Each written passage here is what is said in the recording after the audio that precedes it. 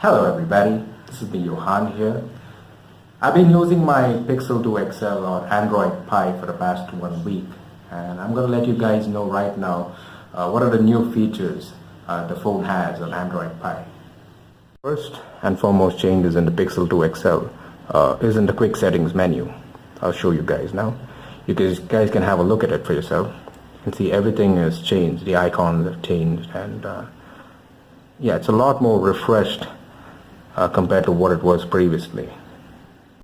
The next change is in its notifications. I'll show you guys right now. Yeah, you guys can see for yourself now. The notifications have, rounded corners now. You can see for yourself. And they look a lot more polished compared to what they were in the previous software. But you know what? Kind of reminds me of something.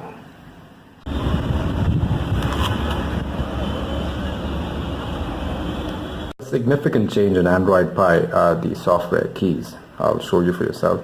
See, right now I'm using the old software keys. You can see 1, 2, 3, all the 3 keys over there. But if you want to access the new software keys, I'll show you how to do that. Yeah, just go to your settings. Yeah, and after that, go to System, and then go to your gestures. And over here, you'll find an option stating Swipe Up on Home Screen. I've currently switched it off. You just need to switch it on, and you can see for yourself. There are just 2 keys right now, software keys right now. Up here, and you've accessed your multitasking tray.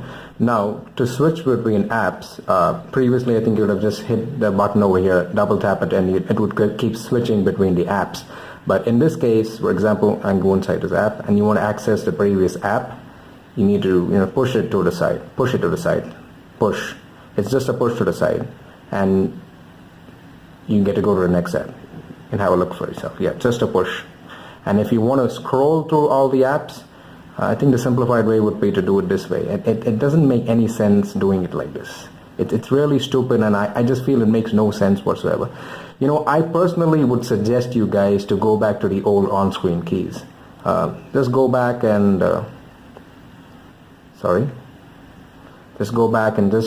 go back to the old on-screen keys, because this doesn't make any sense to me. This is my personal advice to all of you, to just go back to your old style of multitasking. I'll just show you how much more easier it is. See, you get back over here, press this, and for switching between apps, it's just a double tap, and see how seamless it is. It's so easy.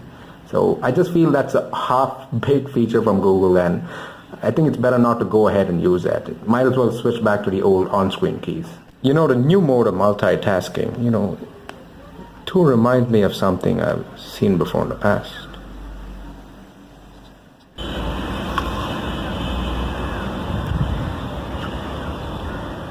Another feature would be the adaptive brightness and battery. I'll just show you what, see, I'm going into the battery info, and you guys can probably see over here. It's clearly mentioned that there are 3 apps running in the background that are using the battery. So they've given us an option to restrict it. So all you need to go is type on this, and it'll show you the apps that are running in the background. Over here it's showing Hotstar, Light Manager, and BHIM. So all you need to do is click restrict, and you can have a look at it for yourself. All the 3 apps have been recently restricted. So this helps in saving out battery life. And to check out your actual battery life, see, there's been a change over here as well. They show you like how long a full charge would last and what's the screen on time, but it doesn't show you the actual phone idle time. To see the phone idle time, you need to go to the battery usage, and then again click on show full device usage, and this is where you will get all the information. It's a little bit more cumbersome compared to what it was previously. So it's showing your 2 hours and 48 minutes of phone idle time and 48 minutes of screen on time. And as far as battery life is concerned, I really have to give the phone a huge thumbs up. I am averaging 6 hours of screen on time. I'd already made it a little obvious in my previous long-term review that I was getting between 5 and 5.5 hours of screen on time. I'm getting on an average 6 hours of screen on time. So this adaptive battery that restricts the apps, this new function in Google, really seems to be doing a great job. But I just want to pinpoint a small flaw over here in the phone. See, I'll just take you to the yeah, this is the brightness sensor over here. They do have an auto brightness sensor, but Google have done something extremely different this time. I'll just show you this. This is 0% of its brightness. You can barely see anything. And keep in mind, this is 50% of its brightness, and the screen it's barely visible. I mean, previously on the previous software, if I just needed to crank it all the way up to 30-35%, I could see all the colors popping up on the screen. And now I'll just show you right now. I need to take the brightness all the way up to, it's about 80% right now, to get the colors to pop. You guys can have a look at it for yourself. And what Google have done is they have done a calibration in the screen brightness. As in, it's just, you can just see it for yourself. It's just gradually increasing, gradually. See, it's at 70% now, 80%, and once it's only at about 80 to 90%, you can see the colors really popping up.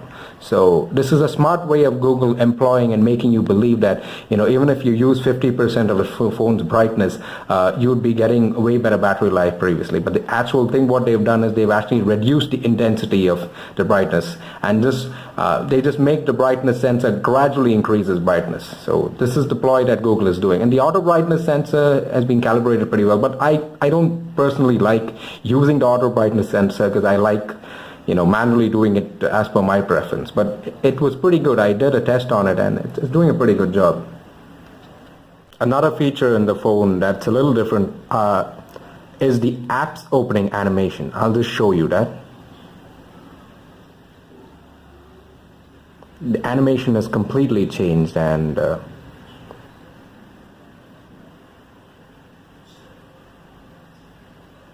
believe me, the apps open a lot faster than what they used to on the previous software. But you know, this app opening animation also kind of reminds me of something. Another feature on Android P that's pretty cool is the quick sharing option. I'll just show you what that is and how it works. For example, yeah, this is my multitasking tray, and this is YouTube for a matter of fact, and you can see this image over here on YouTube. You know, previously on the previous software, all the softwares previous to this, I'd have to go inside the app to access, you know, the picture or whatever it is.